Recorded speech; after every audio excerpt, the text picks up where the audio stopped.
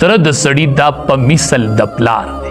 نبی علیہ السلام د تر یو عجیبه مثال پیش کړ. لکه د سړي یو تروي یوې پلار یوې ترۍ نو د دواړو جهانو سردار وفرمایل وی د دې مثال داسې دی چې یوه تنه وي او یوه تنه دوه څانګې وکړي. تنه یوی او څانګې دوی نو داسې سړي نیکه وي او هغه دوه زامن وي نو یو ستا پلار شو یو دې تره شو نو دا د یوې تنې څانګې دي. د دواړو جهانو سردار وفرمایل تره او پلار دا د یوې تنې څانګې دي. یوه تنه ده او د هغې څانګې دي چې ستا ترونه دوه دي نو د یوې تنې درې څانګې شوې. یو ستا پلار شو دوه دې ترونه شول.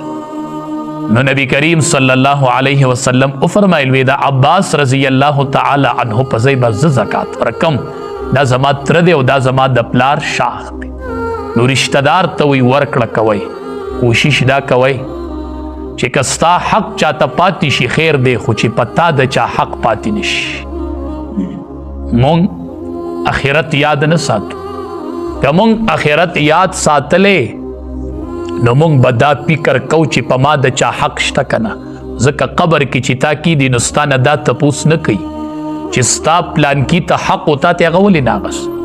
تا ولې خپل حق پرېښی دی. ستا نه به تپوس کیږي چې په تا د پلانکي حق و تا هغه ولې نه دی ورکړی. زمونږ اخرت نه دی یاد. کنې دې عدالت ته وخېږئ. دا وکلا ټول کېنوئ وکیلان